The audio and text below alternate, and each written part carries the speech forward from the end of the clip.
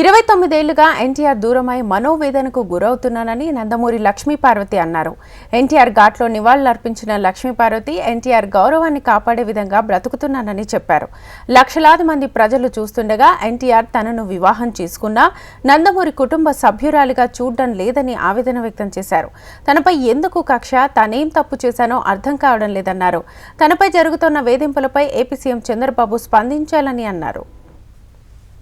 30 ఏళ్లుగా నా పోరాటానికి స్ఫూర్తినిస్తున్న నా భర్త నందమూరి తారక రామారావు గారి ఆత్మకు శాంతి కలగాలని మనస్ఫూర్తిగా కోరుకుంటూ, నిరంతరంగా ఎన్నాళ్ళు ఈ పోరాటం సాగుతుందో నాకే తెలియదు. కళ్ల ముందు ఎన్ని జరుగుతున్నా కూడా, ఎన్ని అకృత్యాలు జరుగుతున్నా కూడా బాధపడుతూనే ముందుకు సాగిపోతూనే ఉన్నాను. ఇప్పటికి కూడా ఈ అబద్ధాల ప్రపంచం, ఈ దుర్మార్గుల అరాచకం నన్ను వెంటాడుతూనే ఉంది, వేధిస్తానే ఉంది. ఎన్ని రకాలుగా అవమానాలు ఎదుర్కోవాలో నాకే తెలియట్లా. నేను చేసిన తప్పేంటో ఇప్పటికి కూడా నాకు తెలియదు.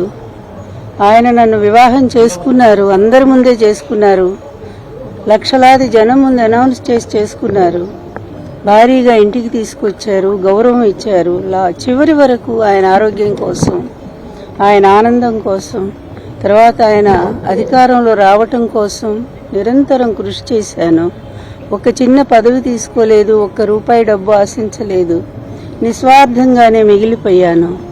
చివరికి ఆయన వెళ్ళిపోయారు. ఎందుకు వెళ్ళిపోయారో కూడా తెలుసు, ఎన్ని కుతంత్రాలు జరిగాయో.